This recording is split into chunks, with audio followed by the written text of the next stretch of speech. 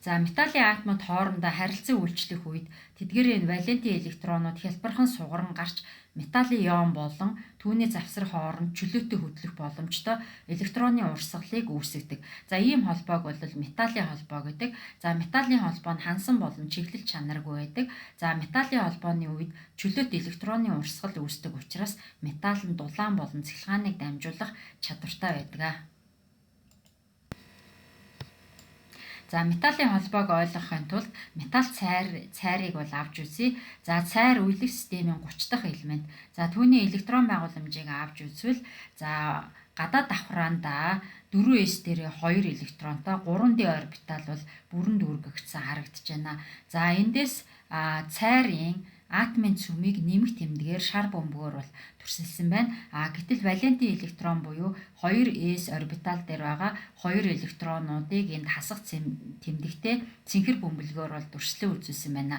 За тэгвэл энэ цайрын 4s орбитал дээрх 2 электрон нь аль нэг цөмд харьяалагдахгүй дуртай газраа энэ атомын цөмүүдийн хооронд байрлах боломжтой байдаг. За өөрөөр хэлбэл энэхүү гадаад давхрааны электрон нь сул байгаа учраас тогтмол гүйдэл буюу ямар нэгэн гаднаас гүйдэл өгөхөд электроны цэгцэрсэн урсгал бий болдог. Ийм учраас металлууд маань цахилгаан дулааныг сайн дамжуулах шин чанартай байдаг. За металлууд ерөнхийдөө 3 янзын таласт бүтцтэй байдаг.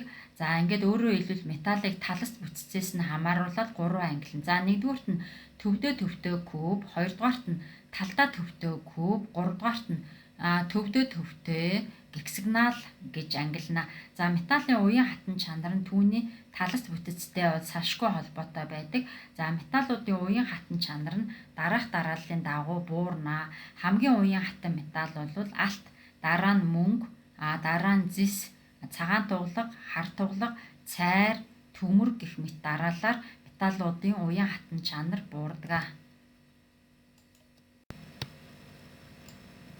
За төвдөө куб бүтцтэй металлууд нь хайлах буцлах температур багтаа хатуулаг чанар муутай байдаг. За үүнд калий, натрий, ванадий, хором, төмөр, хар тугалаг, вольфрам зэрэг бол металлууд ордог. За энд төвдөө куб бүтцтэй металлын тас доорнторыг бол харуулсан байна. За ингээд металлын тас доорнторын тооцоон дээр тухайн нэгж үүрэнд хэдэн ширхэг металлын атом байгаа нь маш чухал байдаг. За эндээс ингээд ажиглахад төвдөө куб бүтцтэй металлуудын төвд нь нэг ширхэг атом байна. Харин эдгээр булангуудад тухайн атомын 8-ны 1-тэй тэнцэх жижиг хэмжээний тал бөмбөлгүүд бол байдаг. Ингээд 8 бөмбөлөг бол бөмбөлгийн тал байгаа учраас эдгээр нь нийлээд нэг атомыг үүсгэнэ гэж бол тооцдог байгаа.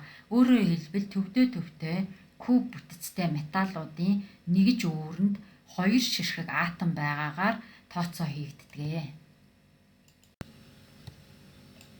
За хоёрдугаарт нь талдаа төвтэй куб талас тор бүхий металлууд маш их уян аримхай шин чанар сайтай байдаг. За үүнд хөнгөн цагаан, кальций, никель, зис, мөнгө, алт зэрэг бол металлууд харна ордгоо. За эдгээр зурагт талдаа төвтэй куб талас торыг бол харуулсан байна. За тэгвэл энэхүү куб талас тороос нэгж үүрэнд хэдэн ширхэг атом байгааг тооцоолж үзье.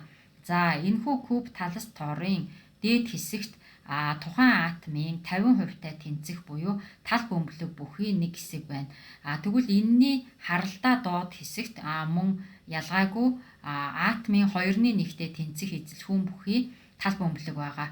За тэгвэл эдгээрийг нийтд нь нэг атом гэж тоолох нь. За тэгвэл баруун талд нь мөн нэг тал бөмбөлөг байгаа. Эсрэг тал буюу зүүн талдаа мөн нэг тал бөмбөлөг байгаа. За эдгээр нь 2 дахь атом маягаар тоологдно.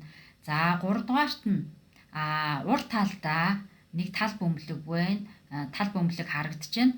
За тэгвэл энэний эсрэг тал буюу хой талдаа мөн адилхан энэ талас дүүрэнд нэг тал бөмбөлөг байгаа. Эдгээр нь 3 атом маягаар тоологдно.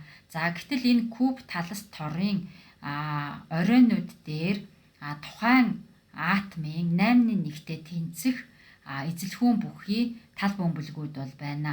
За тэгвэл нийтдээ 8 оройн дээр нийлээд 1 атом тоологдох учраас ингээд талдаа төвтэй куб талас торын нэгж үүрэнд 4 атом байгаагаар тооцоо хийдэг. За 3 дугаарт нь төвдөө грексигнал талс тор бүхий металлууд уян аримхай чанар муутай байдаг. За үүнд бериллиум, магний, цезий, кобальт, цайр зэрэг металлууд орно. Ингээд өөрөөр хэлбэл тухайн металлын талс тор нь физик шинж чанартайгаа хэрхэн уялдаж байгааг үзлээ.